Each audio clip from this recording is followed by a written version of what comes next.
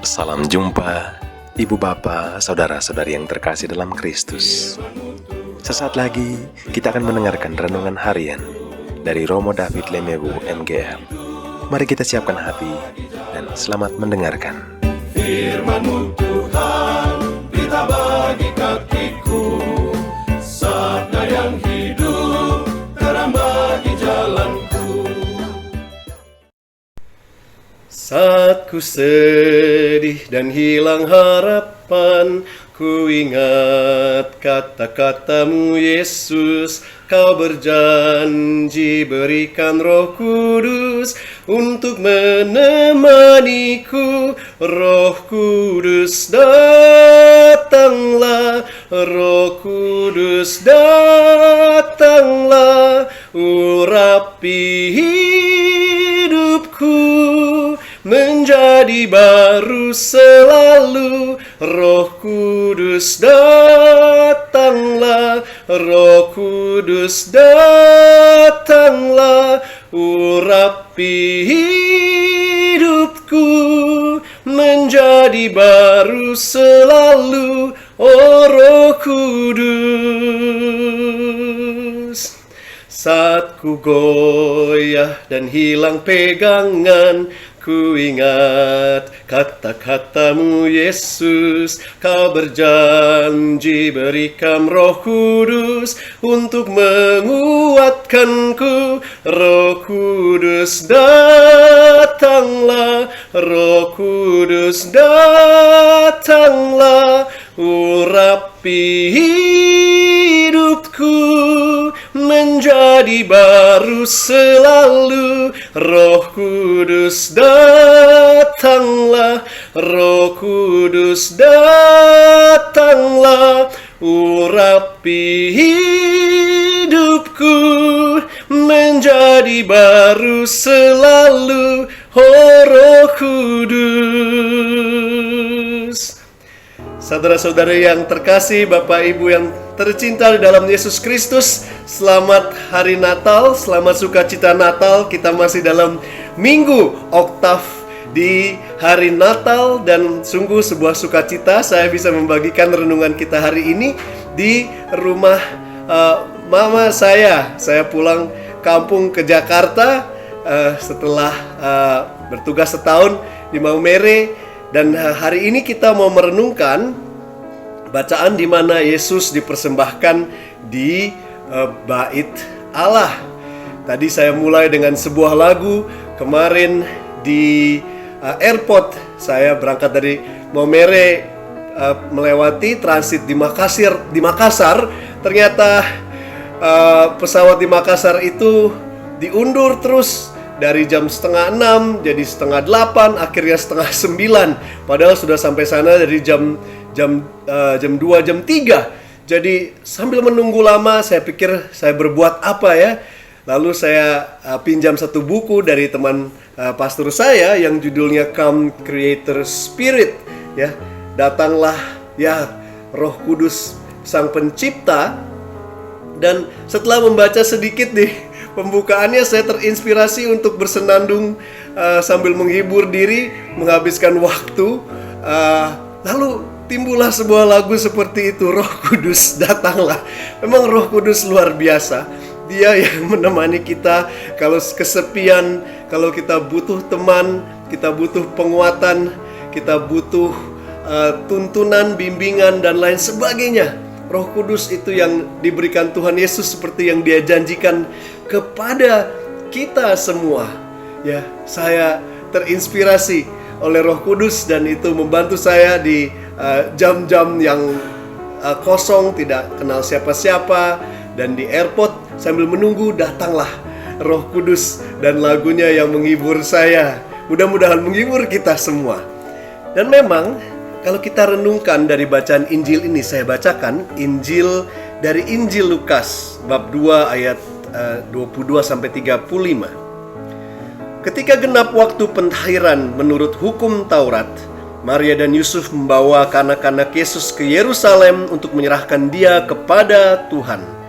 Sama seperti ada tertulis dalam hukum Taurat, semua anak laki-laki sulung harus dikuduskan bagi Allah. Juga mereka datang untuk mempersembahkan kurban menurut apa yang difirmankan dalam hukum Tuhan, yaitu sepasang burung tekukur dan 2 ekor anak burung merpati. Adalah di Yerusalem seorang bernama Simeon. Ia seorang yang benar dan saleh hidupnya, yang menantikan penghiburan bagi Israel. Roh Kudus ada di atasnya, dan kepadanya telah dinyatakan oleh Roh Kudus bahwa ia tidak akan mati sebelum melihat Mesias, yaitu Dia yang diurapi Tuhan. Atas dorongan Roh Kudus, Simeon datang ke bait Allah. Ketika anak-anak Yesus, kanak-kanak Yesus dibawa masuk oleh orang tuanya untuk melakukan apa yang ditentukan hukum Taurat, Simeon menyambut anak itu dan menatangnya sambil memuji Allah. Katanya, "Sekarang Tuhan, biarkanlah hamba-Mu ini pergi dalam damai sejahtera sesuai dengan firman-Mu. Sebab mataku telah melihat keselamatan yang daripada-Mu, yang telah Engkau sediakan di hadapan segala bangsa, yaitu terang yang menjadi pernyataan bagi bangsa-bangsa lain dan menjadi kemuliaan bagi umat-Mu Israel." Yusuf dan Maria amat heran akan segala sesuatu yang dikatakan tentang kanak Yesus.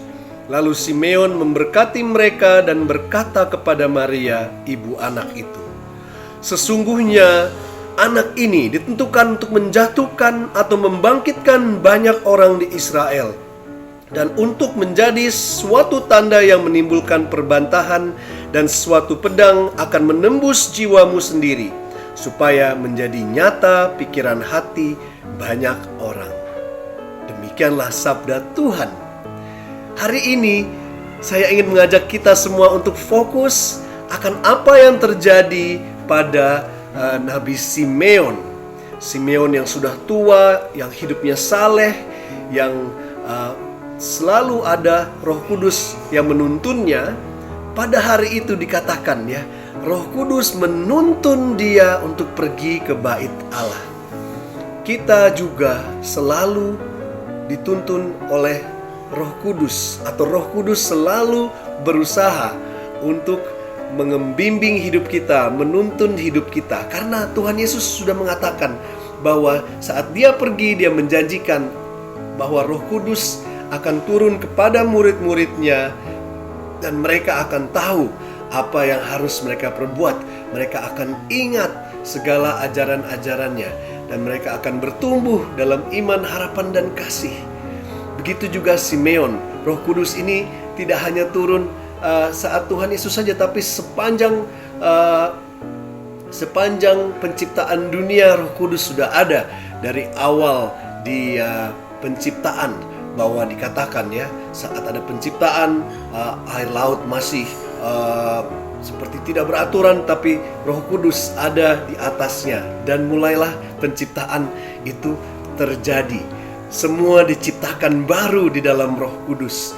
Begitu juga untuk Simeon, dia dituntun oleh Roh Kudus. Ada gerakan Roh Kudus dalam jiwanya yang mendorong dia untuk pergi ke bait Allah, sehingga dia bisa bertemu dengan Sang Mesias, si bayi Yesus, Immanuel, Tuhan bersama kita.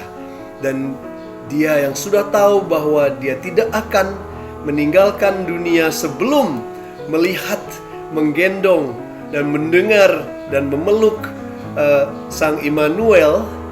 Disitulah momen hidupnya memuncak bagi Simeon. Karena apa? Karena dia menuruti dorongan ya dari Roh Kudus yang membawa dia bertemu dengan Tuhan Yesus. Bagaimana dengan kita semua?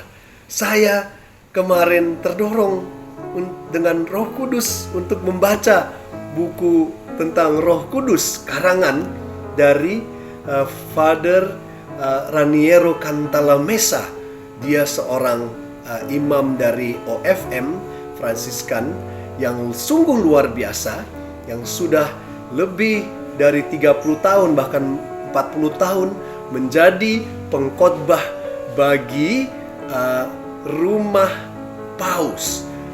Bayangkan dia yang membawa pengajaran, renungan bagi Bapak Paus dan seluruh anggota rumahnya selama 30-40 tahun dari zamannya Santo Yohanes Paulus II, Paus Benediktus, Paus Emeritus Benediktus, dan Paus Fransiskus, sehingga akhirnya oleh Paus Fransiskus dia diangkat menjadi kardinal, ya, dihormati karyanya, dan dia menulis tentang Roh Kudus, ya. Begitu luar biasanya Roh Kudus, dan Roh Kudus yang menuntun Nabi Simeon. Roh Kudus juga mau menuntun hidup kita. Roh Kudus telah menuntun hidup saya kemarin, dan hari ini juga membagikan renungan dengan sebuah lagu yang riang, yang menghibur hati saya.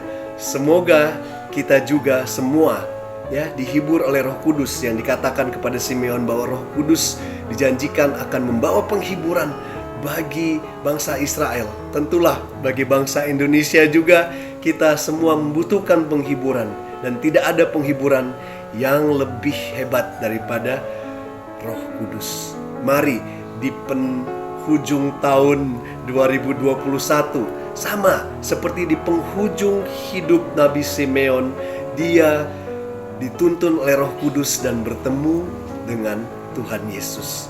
Kita pun di penghujung tahun 2021, kita mau membuka hati sedikit saja agar Roh Kudus mau menuntun kita. Saya membuka hati sedikit saja kemarin, saya diberkati dengan sebuah lagu yang menghibur saya. Pastilah Roh Kudus juga ada sesuatu untuk Anda semua, untuk Bapak, Ibu, saudara-saudari sekalian yang dikasihi oleh Tuhan Yesus.